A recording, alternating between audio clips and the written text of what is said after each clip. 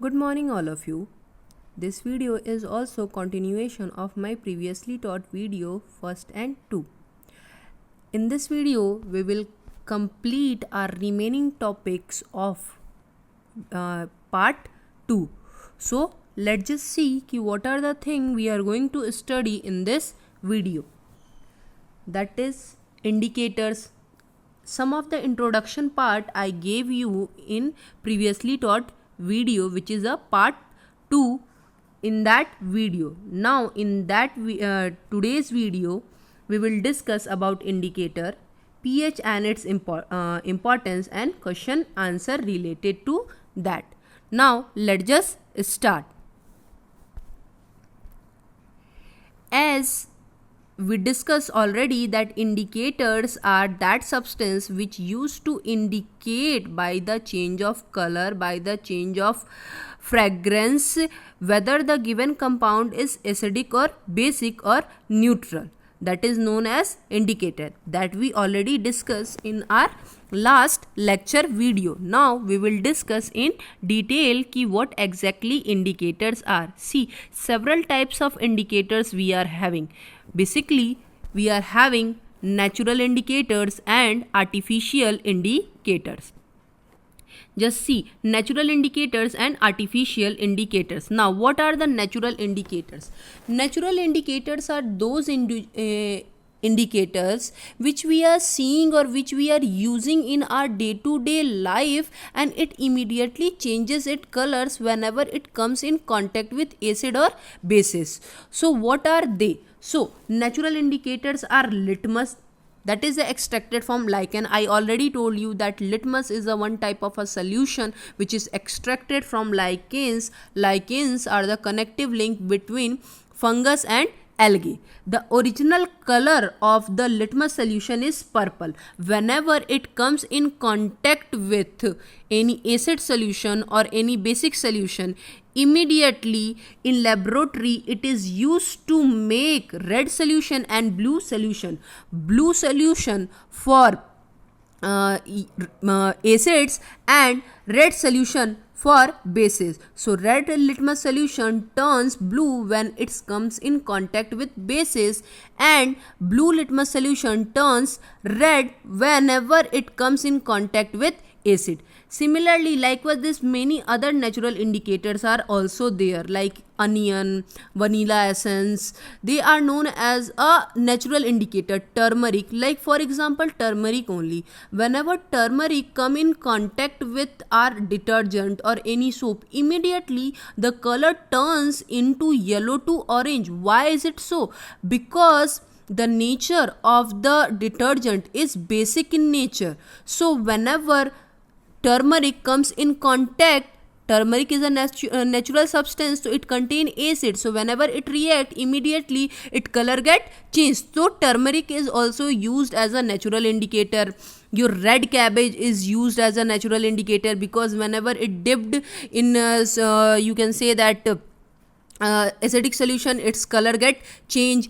Your onion is whenever you dipped in that onion and dipped in basic solution, it color get change. So these are the natural indicators by which we came to know the given solution is whether acidic or basic. For example, the effect of acids turns blue litmus into red, I already told you, and in case of bases it turns red into blue. See, basically litmus is present in a form of litmus paper. So whenever it dipped in acid, it turned red, and whenever it mixed with bases, it turned blue, and whenever it turned with neutral solution, it turned green in color. So red color indicate presence of acid, and blue color indicate presence of bases, and green color indicate presence of neutral substances. So these are the natural indicators. Now let's just discuss.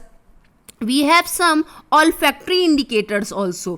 What olfactory means? Those type of indicator by which changes its color through smell, means its smell immediately get change. Like in case of your onion, the color also get changed, as well as the smell of onion is also get changed whenever it comes in contact with any base. Vanilla essence, whenever it comes in contact with any base or acid, its color, its smell immediately get changed. So those indicator which changes its smell whenever it comes in contact with any acid or bases, that is known as olfactory indicators. Now, artificial indicators. What are the artificial indicators? Artificial indicators are phenolphthalein, methyl orange, and many others are there. But in commonly in low grade or in school level, we are using phenolphthalein indicators and methyl orange indicators. Phenolphthalein is basically diprotic acid. Diprotic acid means acid which contain two replaceable hydrogen atom in its molecular formula, that is known as a diprotic acid. So generally the color of phenolphthalein is colorless because it is a acid, so it is a colorless. So whenever phenolphthalein come in contact with any acid, there is no effect on color, but whenever it comes in contact with any base, immediately its color changes into pink, slight pink, or you can say that baby pink.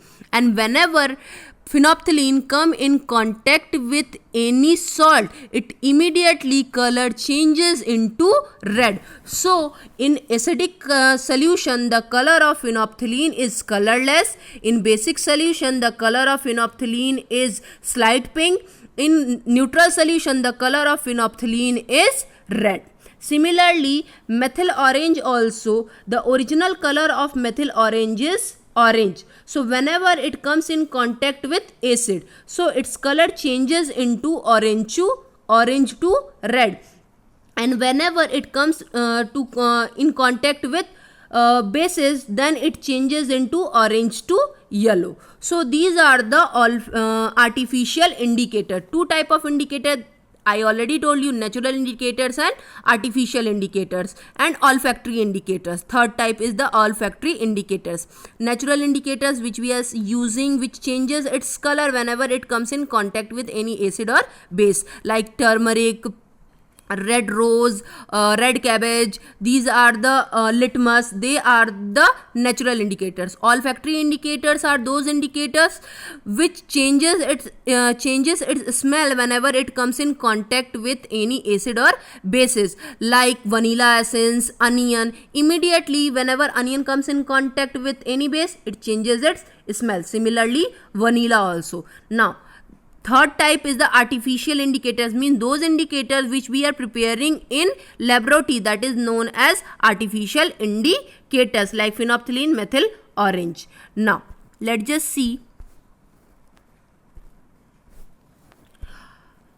the another example of indicator, that is the pH. Now, how to measure strength of any acid and base? So the best way to measure strength of any acid or base, that is use of pH, that is the power of H ion concentration or the power of OH ion concentration. Means by measuring the power of H ion concentration present in any acid or by measuring the OH ion concentration present in any base, we can calculate the strength of any acid or base. Strength means ki whether that acid is strong acid or weak acid.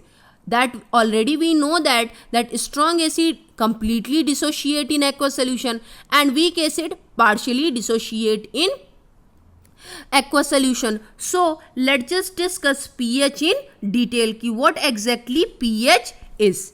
pH is basically, it is the logarithm of reciprocal of S ion concentration. We can say that pH means pH stand for power of H ion concentration. So basically pH scale is a one type of a scale which is divided into 0 to 14 part, and in mid of the scale 7 is written which is a neutral part. The left side means moving from 7 to 0 indicate the presence or the strength of acid, and from moving from 7 to 14 indicate the presence of bases.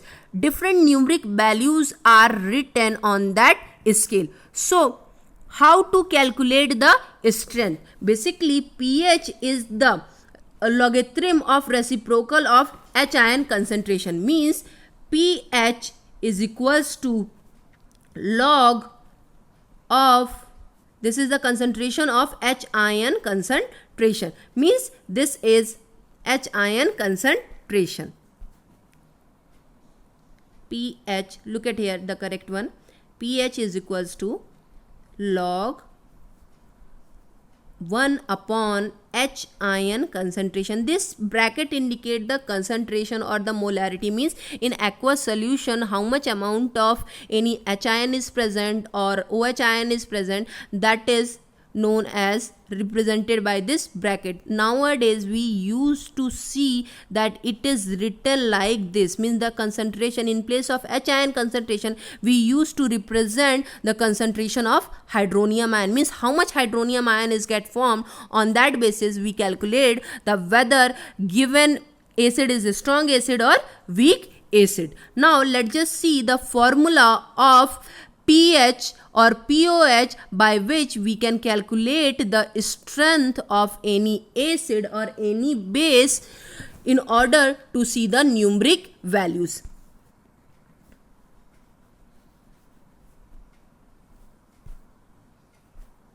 See, the formula is there to calculate the strength of any acid. We apply this formula.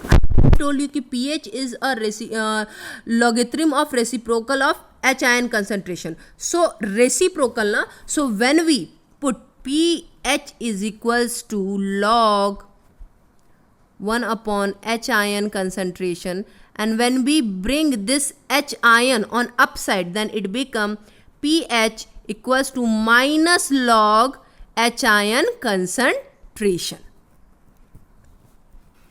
Now, this is the formula for calculating the strength of acid. This pH is equals to minus log base value 10 H ion concentration. Similarly, to measure the strength of any base, the formula is minus log base value 10 and concentration of OH ion. And the combined is pH plus pOH is equals to 14. That I already told you कि pH is a one type of a parameter which is represented in a form of a scale, and this scale is divided into 14 equal part. Starting from 0 to 14, in mid of the scale 7 is written, which is a neutral value. Moving from 7 to 0 side, it represents the acidic character, and moving from 7 to 14 it represents the basic character. Different numeric values are written here: 0, 1, 2, 1, 2, 3, 4, 5, 6. Likewise this. Similarly 8, 9, 10, 11, 12 up to 14 it is there. This scale is divided, by which we will measure the strength of any acid and base. Now let's just see how much range is known as for acidic solution, basic solution or neutral solution. See, pH scale. In pH scale, acidic solution, when the value of pH is less than 7, then it is a acidic solution. In neutral solution, when the pH is equal to 7, then it is known as neutral solution. When basic solution, in that pH is more than 7, then it is a basic solution. Now certain observations are there, means several values are there na in one scale. That particular scale several values are there. 1 is also there, 2 is also there, 3 is also there, 4 is also there. So all are the acids only, but among all acid which one is the strong one, how to decide that? So let's just see.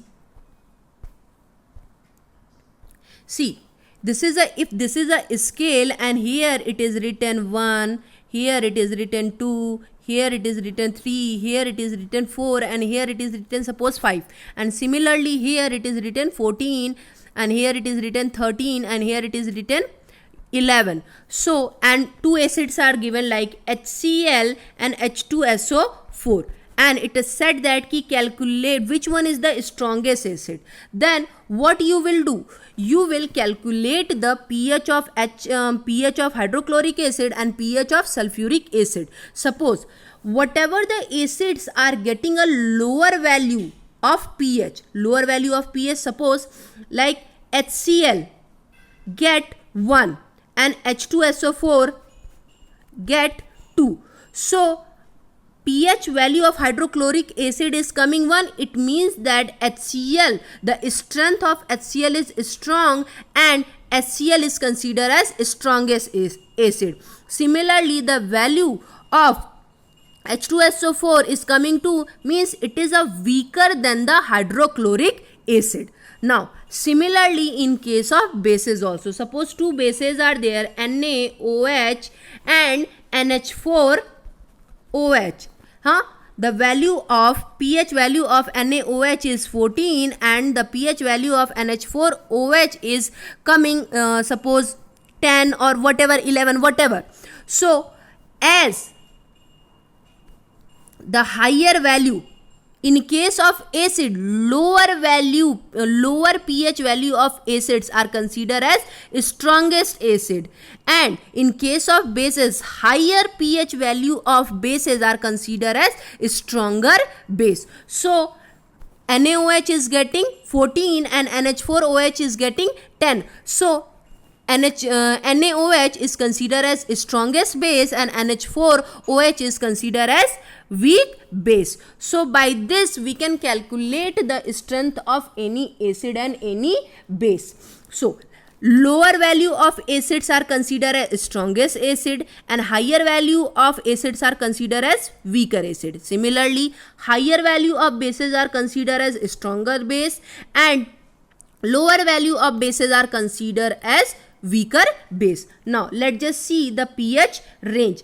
Ranging from 1 to 2 means ranging from 0 to 2 considered as strongest acid. If a acid contain 1 or 2, then it is considered as strongest acid. Ranging from 2 to 4 means 2 to 4 it is considered as moderate acid, and more than 4 is considered as weak acid. Means as we move towards 7 to 0, the acidity of, or we can say that the strength of acid increases. Whenever we move from pH value 7 towards the 0 value, then the strength of acid increases. Whenever we move from 7 to 14, then the strength of bases increases. Now similarly at 7, neutral, already I told you. Now ranging from 7 to 10 is weak acid. This I already explained that higher value of bases are strong base and lower value of bases are weak base. So its range is 7 to 10 is considered as weak base, 10 to 12 is considered as moderately basic, and more than 12 is considered as strongly basic. Now these are the some observation made on the pH values. Now let's just see what is the effect of dilution on pH in case of acid and bases. Means suppose one solution is given, if we dilute, either it is a acidic solution or basic solution. Suppose one solution is given, okay, acidic solution or basic solution. So pH value is suppose the solution A and solution B. The pH value of solution A is 2 and the pH value of solution B is 10. Means it is for acid and it is for base. So when we dilute, means when we add more amount of water, then what will happen? In case of acid, on dilution the pH increases. Means the pH in case of acid, whenever acidic solution is there and when we increase the amount of water, then the value of acid get increases. Means it become 2 to It become, earlier it is 2, now it become 3.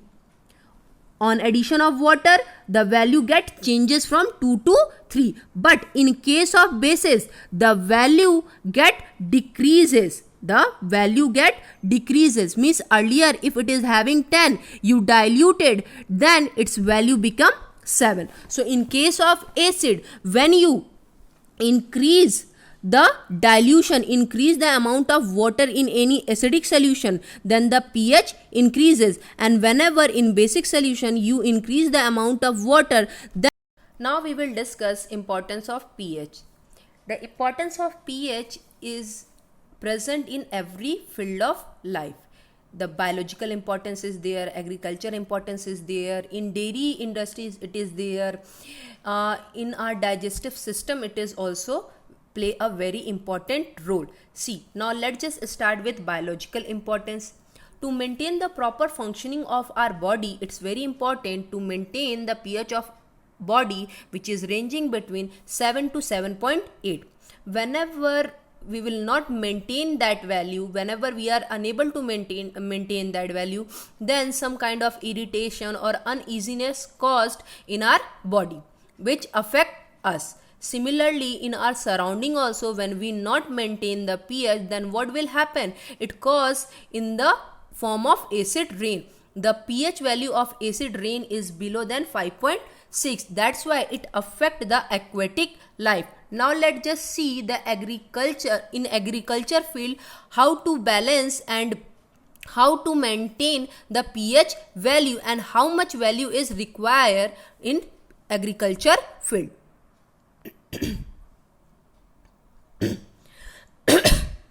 In agriculture field also, it is very important to maintain the pH of soil. See, many plants can't grow into acidic soil, many plants are there who can't grow into alkaline soil, and many plants can't grow in neutral soil. So it's very important to maintain the pH of any any soil.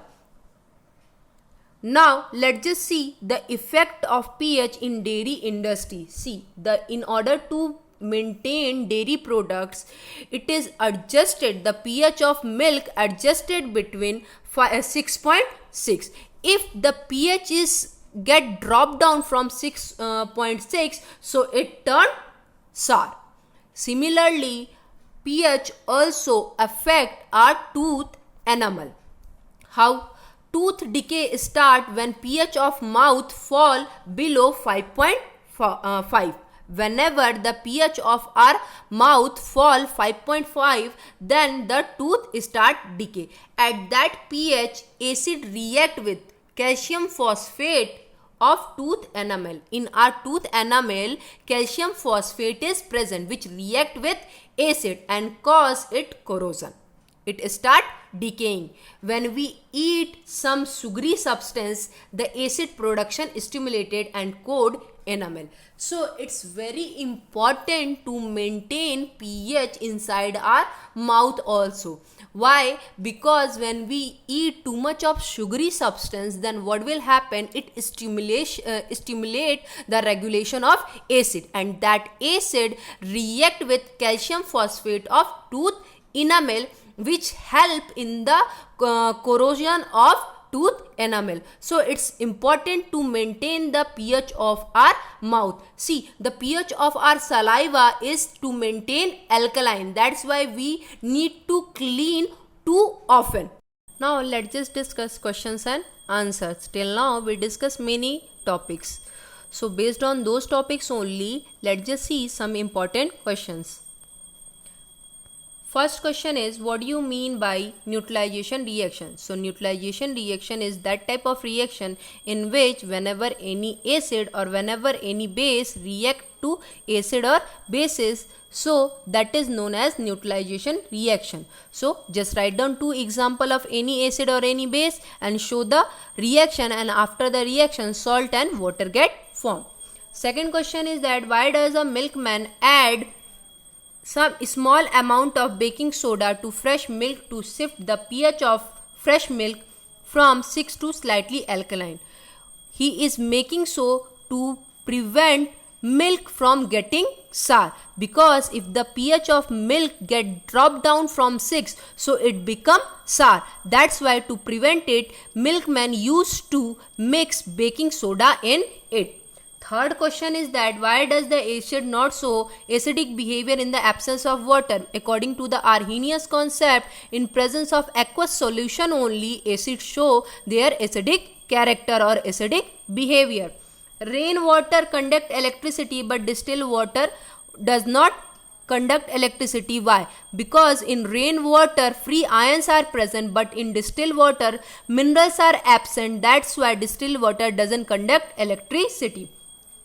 Fifth question is that why don't we keep sour substance in brass and copper vessel?